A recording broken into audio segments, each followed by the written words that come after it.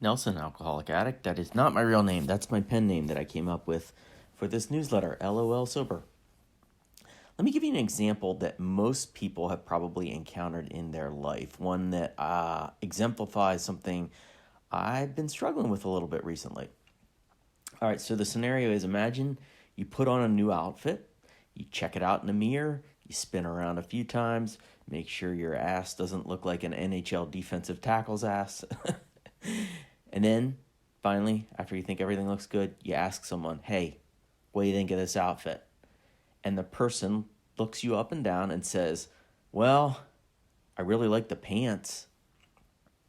I would bet most people immediately think some version of, hey, what about the shirt? What about the shoes? What about the socks? Are you telling me I should ditch this shirt? Do you hate the shirt? What's wrong with my shirt? And you know what? You know what? Screw you. Your fashion sense, it sucks anyway. Your shirt is dumb, and so are you, and you suck, not me.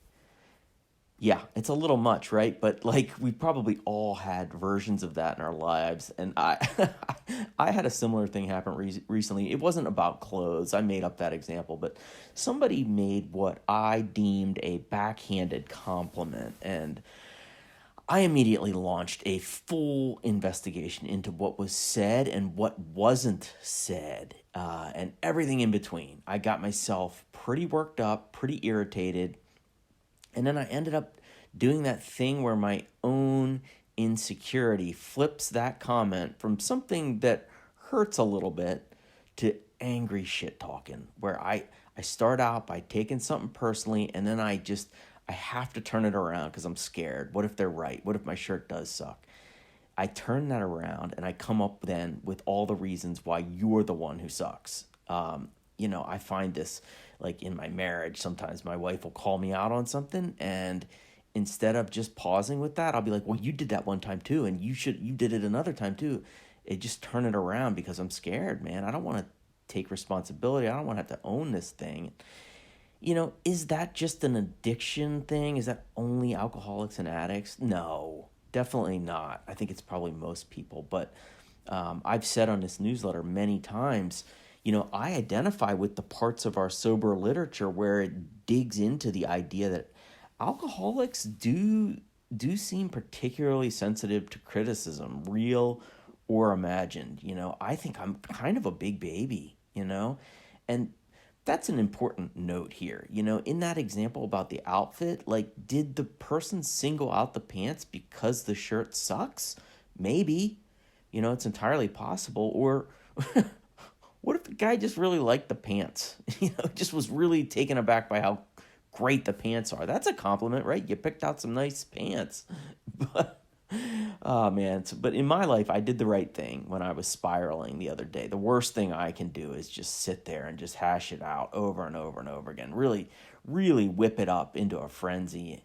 So I did the right thing. I made some phone calls, and each person I talked to about it, we ended up chuckling and having a good laugh. And the options are like either that guy is a total asswipe who meant to insult me and cut me down, and that's kind of funny. It's like, wow, how brazen is this dickhead? Holy crap. Or another option is he just meant the thing he said as a compliment. That's it. Just face value. He said something. He meant that, not the other things I came up with. And I read into it. Maybe that's what happened there. And if that was what happened, that's also funny, right? Like my overreaction, you can only laugh really a week later. And at the end of the day, these situations are often a great barometer about where my self-esteem is. When I know who I am and that I do the right things and that I'm spiritually fit and I'm content with my place in this universe, you can say almost anything and it's not going to leave a mark. But that's not where I'm at all the time. In fact, that's not even the majority of the time, I would guess. When I'm a little bit squirrely and overly sensitive, maybe not as spiritually fit, that little dig you say, it might not be so little for me. And that's what I think happened here. I had a long week last week, and I was overtired and a little overextended. I hadn't eaten dinner yet, so I was a little hangry. And somebody said something that should have maybe been a paper cut, and I turned it into a mortal wound. So I came out of it smiling and realizing that there's almost no benefit to reading into things. It's such a funny phrase, right? Reading into things. Like, why do we do that? Why do I read into something? And then what is the opposite of reading into something? Reading out of it? Just reading it and putting it down? I don't know what to call it, but whatever that is, I'm going to try to do that instead next time. Thanks for letting me share.